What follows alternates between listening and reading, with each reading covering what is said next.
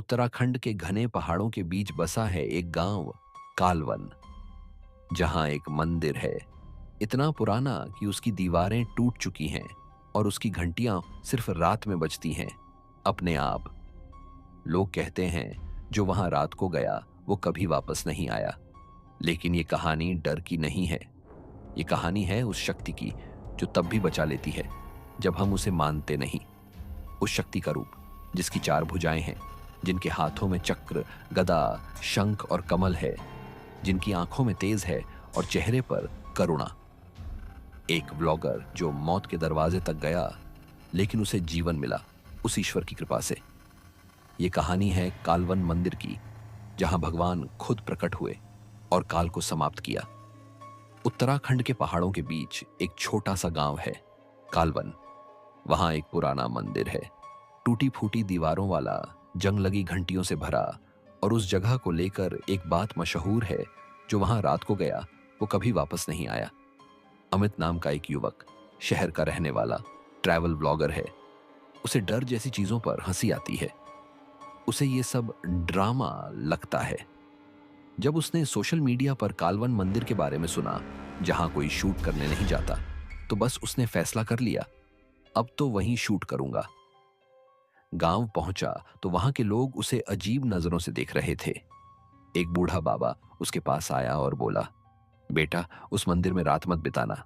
वहां सिर्फ भगवान नहीं, काल भी जागता है। अमित ने हंसते हुए कहा, मैं सिर्फ वीडियो बना रहा हूं बाबा, भगवान को डिस्टर्ब नहीं करूंगा। रात हो चुकी थी। अमित अकेले उस मंदिर की ओर निकल गया। वो जर्जर सीढ़ियों से भीतर पहुंचा, नाइट विजन कैमरा ऑन किया और वीडियो रिकॉर्ड करना शुरू किया।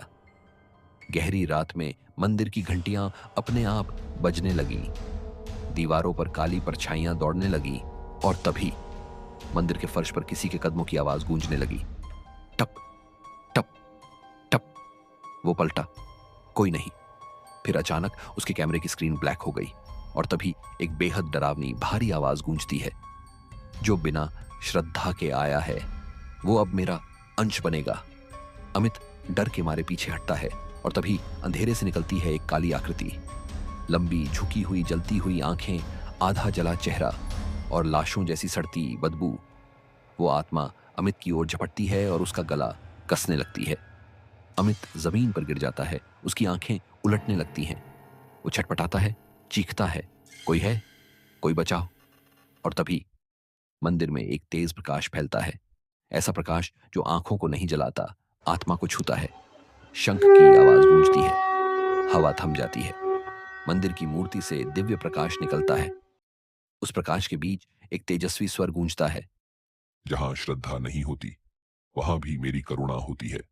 और उसी तेजस्वी रोशनी से प्रकट होता है एक दिव्य रूप, चार भुजाएं, हाथों में गदा, चक्र, शंख और कमल। भगवान का चेहरा शांत, लेकिन उनकी नजर जैसे ही उस आत्मा पर पड़ती है, उनका रूप क्रोधित हो उठता है।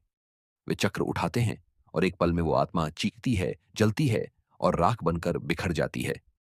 अमित धीरे धीरे होश में आता है, सांसें चलने लगती हैं, आंखें खुलती हैं। वो भगवान की मूर्ति की ओर देखता है और उसकी आंखों से आंसू बहने लगते हैं। कांपते हुए घुटनों के बल गिर जाता है और कहता है, मैंने तुम्हें कभी नहीं माना, लेकिन आज तुमने मुझे लौटा दिया। सुबह गांव वाले उसे मंदिर के बाहर बेसुध पाते हैं। अब वो पुराना अमित नहीं रहा। अब वो हर सुबह उस मंदिर में दिया जलाता है और बस एक ही बात कहता है, मैं वहां मौत देखने गया था, पर वहां मुझे जीवन मिला। मैंने भगवान को आते देखा है, अपनी आंखों से।